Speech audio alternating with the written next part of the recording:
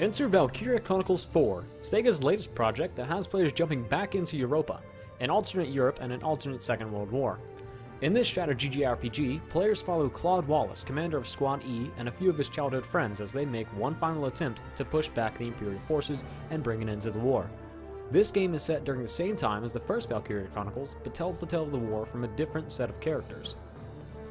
In Valkyria Chronicles 4, or VC4 for short, players take command of around 30 squad members who each have their own backstories, quirks, and personalities. The story mainly focuses on the four main protagonists though, Claude, Kai, Raz, and Riley, all of whom grew up in the town of Hafen.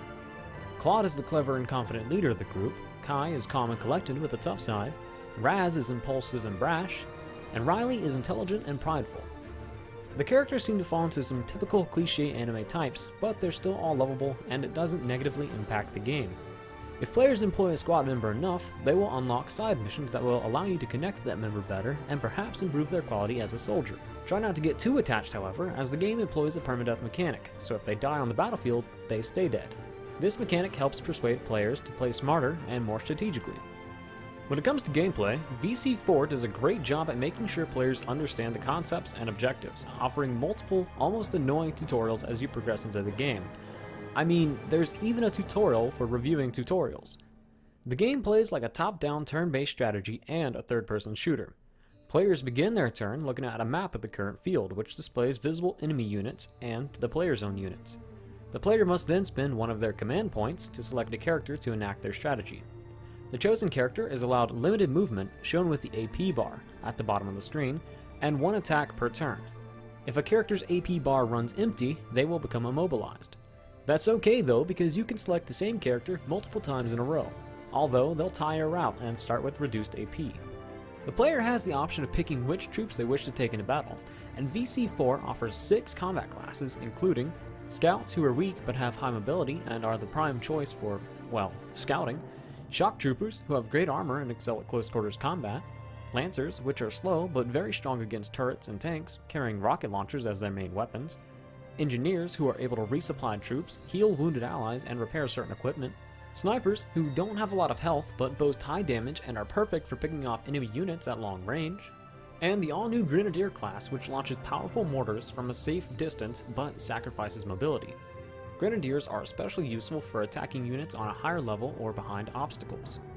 Players will also have the option to play as a tank throughout the game. The tanks are very powerful units, being immune to regular infantry fire, except at the rear, and offering 3 weapon options: the standard AP shell, a mortar shell, and a heavy machine turret. Valkyria Chronicles 4 is aesthetically pleasing with a very nice oil-painted anime look and a quite pleasing soundtrack to accompany. Although with how bright the style is, the game doesn't feel like it's in the middle of a war. Since the story is told through Claude's journal, the edge of the screen has a faded white border to add the feel of being inside the page. The environments feel well thought out and open, and players are given plenty of time to spend in them, as some missions can take a while to accomplish. For me though, it felt like I wasn't spending as much time playing the game as I was watching it. There are a lot of cutscene events that occasionally seem to drag on a bit too long. Add with that, the scenes are split into about 3 or 4 small segments, and you've got a nice bit of loading time on top of that. The scenes are enjoyable though, and really help the player become more acquainted with the members of Squad E. The game even offers the original Japanese voices for all you sub-elitists out there. When not playing missions, players have the option to visit the headquarters, where they can spend experience points leveling up troop classes at the training grounds, spend currency for equipment upgrades for their tanks, armor, and guns at the R&D facility, or learn new orders for Claude at the mess hall. Players also have the option to play a skirmish where they'll be able to earn extra experience and currency to spend. As the player progresses through the story, more skirmishes will become available. For the newest entry in the series, Sega weaves together an interesting story, fun characters, great strategy and combat, and wonderful level design. So whether you're a veteran of the series or a new recruit, Valkyria Chronicles 4 is a solid game worth picking up.